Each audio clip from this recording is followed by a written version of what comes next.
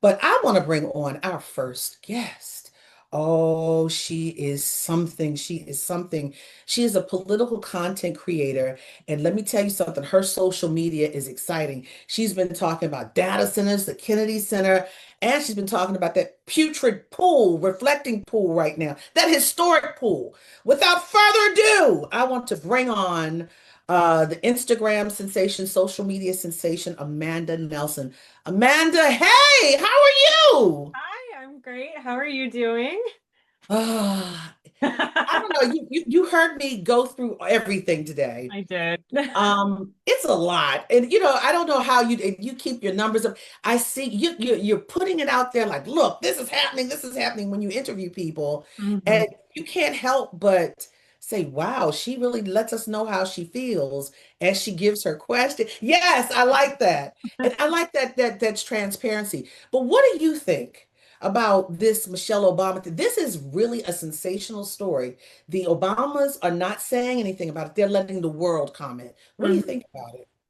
I think the whole thing was disgusting and odd.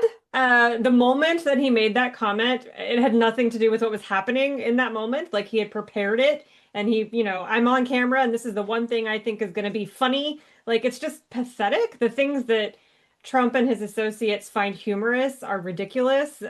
Trump's like personal, as you were saying, his personal vendetta against Michelle Obama specifically, not even her husband, who was the president. But against her specifically, he's so scared of women. He's so scared of black women, especially. I think that's why the majority of the people he's fired in his administration have been black women. So I think that it's really telling of his character or lack thereof.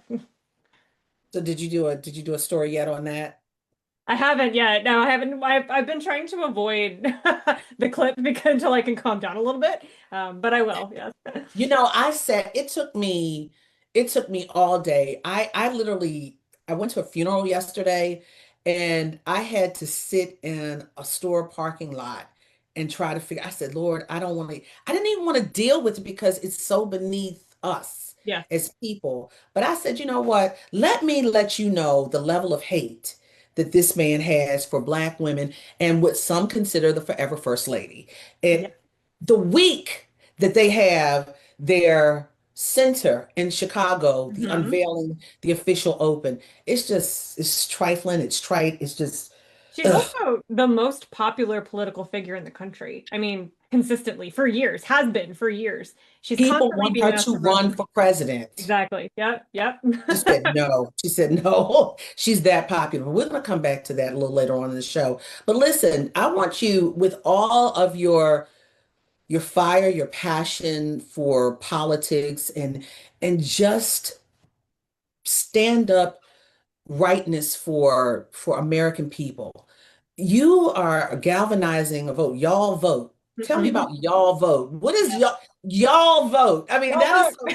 that is so look, that is very easy for people to understand. Y'all vote. It's not highbrow. It's like I'm No. meeting you where you are. Come Mhm. on, get it together.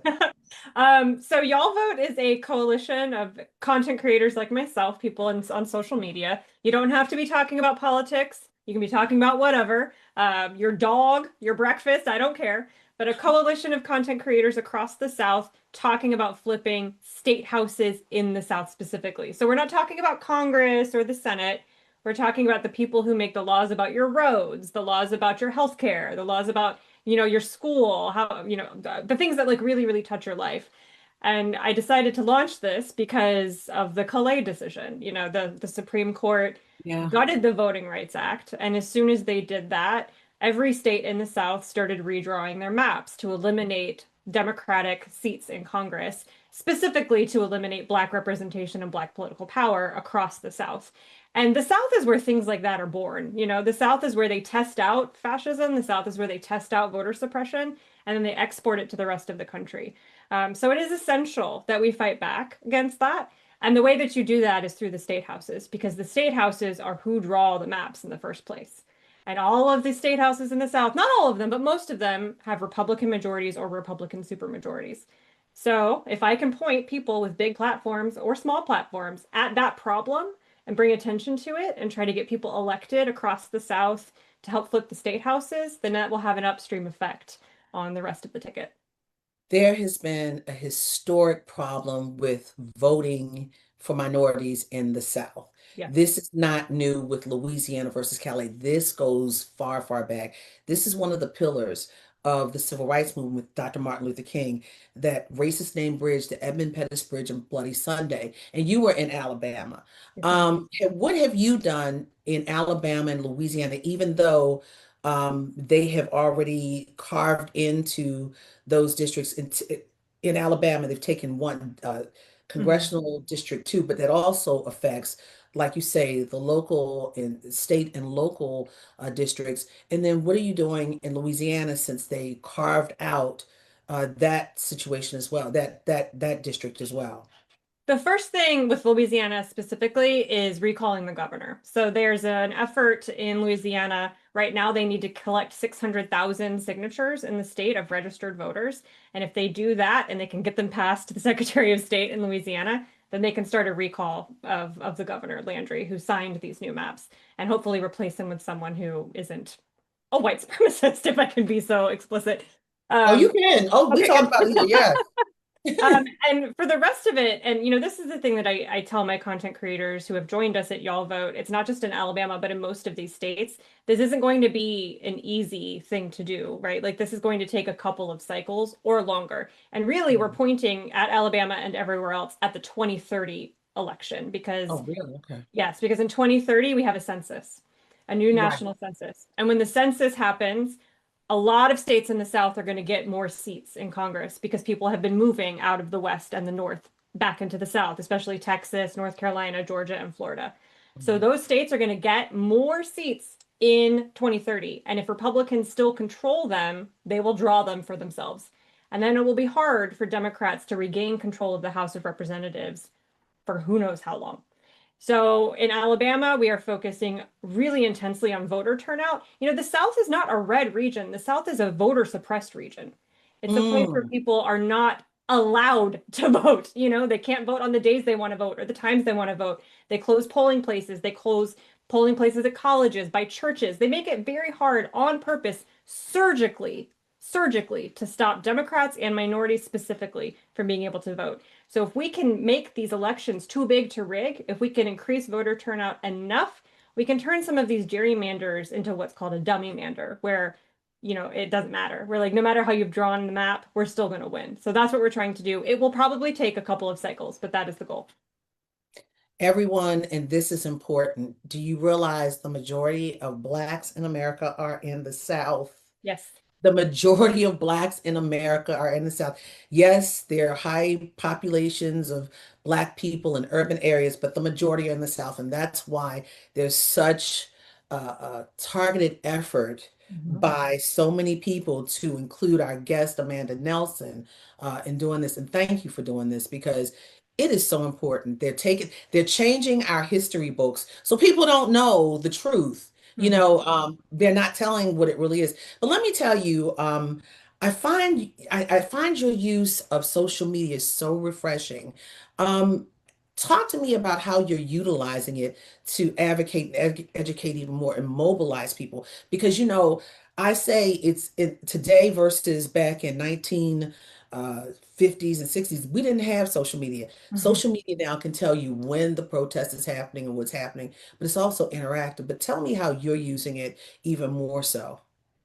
I think people right now are so desperate for something to do. Like they see all Mm, this chaos from the Trump administration or the Trump administration's minions in their states, and they just don't know what to do. We don't have really robust civic education in this country, and for a lot of communities, the last couple of, presidential cycles, not including Trump, have been like kind of chill. So there's been no reason for them to get out and mobilize. And so it's like a muscle that a lot of Americans haven't had to use in a while. So the point of my social media in a lot of ways is helping people understand how power works in America, how to gain it, how we lose it, because we can gain it. It can take years and years to gain it. It can take one cycle to lose it, as we have seen. So helping people understand that power gaining, especially in the South, takes a long time. That this is not democracy requires hypervigilance. It's not just you vote every 4 years. You have to stay engaged constantly, consistently in yeah. your community forever, forever. And so I'm here to try to help people understand that and also make them excited about it. That's how you build a community. That's how everything that you want out of neighborliness and your civic duty and your civic pride, and like feeling like you're part of something bigger. All of that is on the other side of participatory democracy. So that's what I want to do. I want to help people understand, make it really simple, always include a call to action, give them something to do, give them something to point at, and give them hope. You're doing well because you've got over 500,000 followers just on Instagram alone. Yes, ma'am. So you are doing well, you are connecting. But this kind of started out with the L's, right? Yes. Donald Trump being let me tell you, today it felt like loser, lose. I mean, you got the Knicks saying no, you've got that swamp now, the historic reflecting pool. $14 million, and they're spending more, another loss. And then the Kennedy Center name taken that. Talk to me about these losses from the president. I mean, people need to know because all he talks about is his brand. I'm winning, I'm winning. These losses are big. Yeah, he's lost over 90% of the court cases that have been brought against him. He almost never wins in court. He loses in the court of public opinion constantly. He's started to lose the rural vote. His approval rating in rural areas is dropping. His approval rating with white voters is dropping, which is shocking. With men is dropping, which is shocking. So the L series is something that I do on social media twice a week, every Tuesday and Friday. And I just collect all the stuff that he screwed up on all day, and it's a long list. And I have to So cut give me stuff your every list this time. week that he screwed up on, because also it looks like when he went over to France, Macron did not give him the red carpet on the steps, and he was very upset. So that's another loss. He's got to. Yeah, I'll put that one in Fridays. I'll put that in Friday's edition. Today's I put out, and it was like, Keisha Lance Bottoms is polling +10 in Georgia for that governor's race. So you're going to lose a seat in the South. You're going to lose a supporter in the South. The name coming down off the Kennedy Center, not just the name coming down, but the fact that he's had to tarp it because he's so humiliated that he's had to cover it up. I think that's really funny. He's lost. Bill Pulte is not going to be the DNI chief. There's going to be a different one. Right. Democrats won that fight with FISA. It's just thing after thing. I think that, especially after the primaries for the Republicans have started to end and his own party has seen the ways that he will come after them. Now that the primaries are over, they're tired of it. So even Republicans in Congress are starting to be like, no, this is too much. He's lost. A judge put an indefinite block on the anti-weaponization fund. Like it's falling apart for him. And I'm so glad that you say that, because Donald Trump likes to say, I'm winning, I'm winning.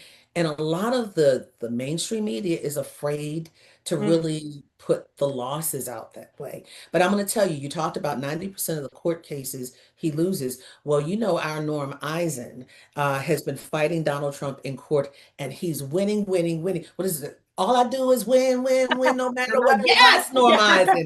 So he's been winning, and he was part of that historic effort with Joyce Beatty. He represented Joyce Beatty. He won that issue with the Donald Trump name being taken down off of the Kennedy Center, but the tarp is still up. I can't wait for that tarp to come down. I think it's because John, they damaged the building. I think that's probably why they have it up. I can't speculate, but I'm going to tell you, we're going to have the video when we see that tarp comes down. Amen. But Amanda, is there any way that people can reach out to you for YALLvote and all your activities? Because you are just doing the thing, and we thank you for everything you're doing. Sure. If you want to follow me on social media, I'm Amanda's Mild Takes everywhere. If you'd like to get involved with YALLvote, if you're a content creator or you would just like to support the candidates in the South that we're supporting, you can do that at yallvote.org. And Y'all go vote. I'm saying it in myself. YALLvote. Yes. And I grew up in North Carolina, in Sarah Gorda, North Carolina, so I can say it. Go down yonder and find out I lived in Sarah Gorda, North Carolina during the summers, cropping tobacco and all that stuff. Amanda Nelson, thank you so much. YALLvote, content creator. She is everything. The L's of Donald Trump. Follow her on Instagram. She got 500,000 followers. She is not playing. Thank you, Amanda. It's so Thank you wonderful for to see having you me so again. much. Thank you. Good Thank one. you. Take care.